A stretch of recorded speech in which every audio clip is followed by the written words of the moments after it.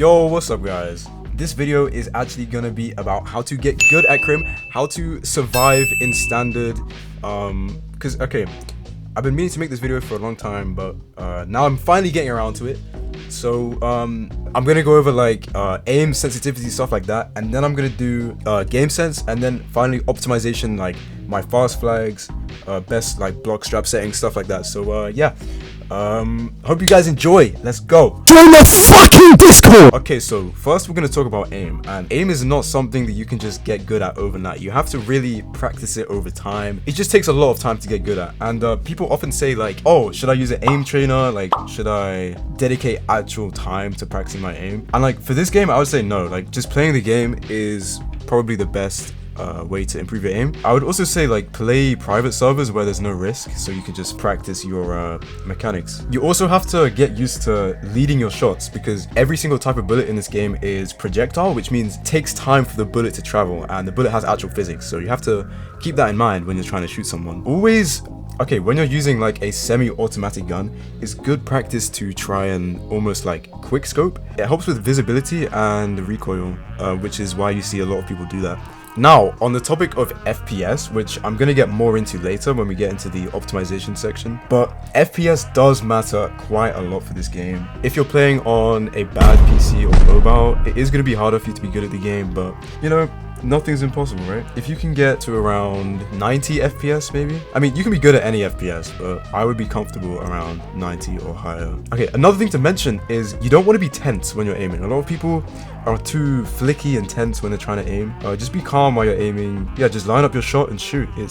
Now, custom crosshairs. I do get a lot of comments about this too, like what type of thing I use for custom crosshairs. Now, what I use is HUD sight because other games, but I don't actually use a custom crosshair anymore because of the way I run my game. But yeah, I would say they don't help as much as you would think. They are kind of useful, but you can be just as good with or without a custom crosshair. They don't make a huge difference. Some people ask me about my sense. It doesn't matter what sense you play on, but whatever sense you're on, you can be good at the game. I play on personally 800 DPI with 0.065 in-game sense. You guys can play on whatever you find comfortable. A good way to test what sense you should use, if you kind of like over aim, like if you flick too far, then maybe lower your sense, and if you don't flick far enough, maybe raise your sense. You do generally want to play on one sense and try and get used to that rather than changing it up all the time, because you'll just be inconsistent. And finally, I just want to say, please don't cheat, bro. Don't cheat. Don't use no silent aim, no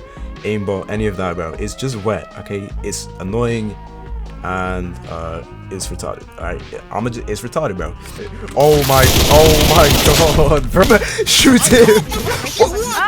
Please shoot. Alright, the next section is game sense. So this is gonna cover things like audio, like map knowledge, stuff like that. So probably the most important thing about like game sense is just like use third person to your advantage all the time. Like look around corners, make sure you're not rushing into anything dumb.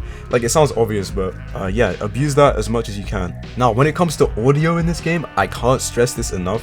This game is like 50% just listening for where people are or what they're doing. Like footsteps, I don't know why you can hear them for like so far, but you can hear footsteps for insane distance. Yeah, get used to figuring out where people are based on their footsteps and you'll be chilling. Footsteps can also tell you if they have a kit. The pitch of the footsteps gets changed based on like what kit they have. Especially you can hear it on like ladders. You can also determine whether someone has like a rage dose, if they have like fast footsteps, shit like that. And a big one obviously is listening for the type of gun that someone's using, and this is also useful for like knowing how much ammo someone has left, so you can just jump in third party, stuff like that. When it comes to map knowledge, I'll show a few good parkour spots like on the screen, but this comes down to experience really, just learning the map, learning where you can and can't go, like learning which spots can counter other spots, like different roofs type stuff like that. Make sure you guys always like stay on roofs, because roofs, obviously having height is going to give you an advantage because you have cover all the time. So yeah, if you can be on a roof during a fight, you should always do that. And when it comes to like buying stuff, I wouldn't buy armor. Like armor is honestly really not good for the price. If you find armor in like crates like tier 1, or if you get airdrop you can get tier 2 or tier 3, that's good, you should use it. but I wouldn't buy it. If you're trying to like make money, it's kind of a waste. Here are some guns that I would recommend buying if you are trying to make money. So like guns that are good for the price. G17, M19, Deagle, Magnum, AK, maybe the Tommy as well, actually. But those are the guns that I would buy if I'm trying to make money. Okay, and finally, we are on to the last section, which is optimization. So a lot of people ask me what specs I have. I'll put them on the screen right now. I have a pretty good PC because I need it for things other than playing Crim. If you are trying to if you're buying a PC and you want to know what's good for Crim, which okay, that's kind of crazy, but you want to get a good CPU because Roblox is incredibly CPU based because it's not really optimized very well. The best graphic settings for Roblox is if you have a decent PC, I would say run at 6. If you have a bad PC, run at like 2. I'm gonna put my Crim settings on screen as well. These are, I would say, the best settings to have on Crim, but these don't matter as much. Now, if you guys are really struggling with FPS, then you could always lower your resolution of your monitor.